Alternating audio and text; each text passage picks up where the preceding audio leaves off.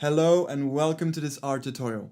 In the previous tutorial was a lot of interesting things to learn about R and what it can do to provide insightful informations of your model.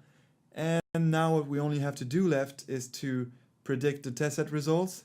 As for a simple linear regression, it will be very quick. We will just need one line for this, and it's going to be ypred. I'm introducing the vector of predictions here, ypred.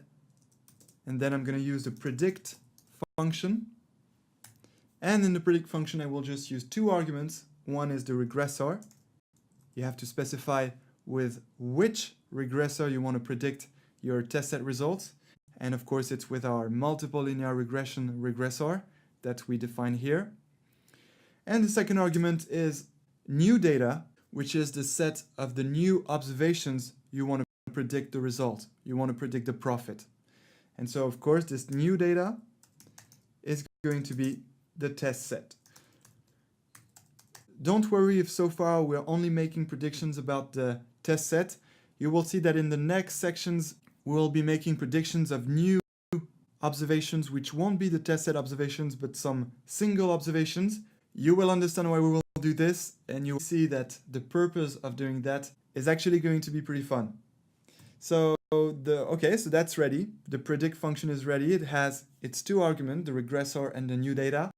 So we're ready to select this and execute. All right. And now our ypred vector of predicted results of the test set is ready. So what I'm going to do now is to type ypred in the console to have a look at it. Here it is. So as you can see, this contains 10 predicted results. These are the 10 predicted profits of the 10 observations of the test set. So for example, let's compare the real profit and the predicted profit. So let's look at our test set here. Okay, so let's look at our startups. Let's look at startup number 4. Startup number 4 has a $182,000 profit. And what about the prediction? $173,000 profit. So that's the predicted profit, which is not far from the real profit, so that's pretty good. Okay, what about the second one? $166,000 for the real profit and $172,000 for the predicted profit. Not too bad either. Then third observation, 155, 160, good. 146, 135, not too bad.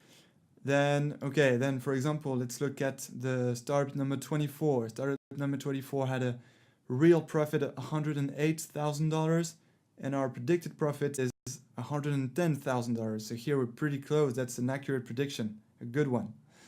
Okay, and oh, that's even better for the last two ones, because here it's 99,000, here it's almost 99,000, and 97 here for the last one, and almost 97. So that's pretty good. That's a good model. And remember, that's the model with all the independent variables. But as we saw, there is only truly significant variable, which was the R&D spend. And so if we try to recompute the regressor by only putting the R&D spend independent variable here, you will see that the predictions are going to be the same, with the same accuracy, because the R&D spend is the only strong predictor of the profit. So you can try that yourself. It could be a good practice.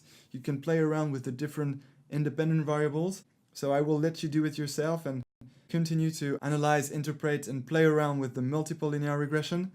That's the end of this tutorial. I was very happy to teach you how to make a multiple linear regression model. I look forward to seeing you in the next section when we'll be talking about a new kind of regressor, because this time you're going to see that it's not a linear regressor. It's going to be a polynomial regressor, and I can't wait to show you how it can give powerful predictions, and we're going to use it on a very funny example. So there will be quite a challenge here, and just to give you a teasing of what we're going to do, we're going to make kind of a lying detector. So I look forward to seeing you in the next section, and until then, enjoy machine learning!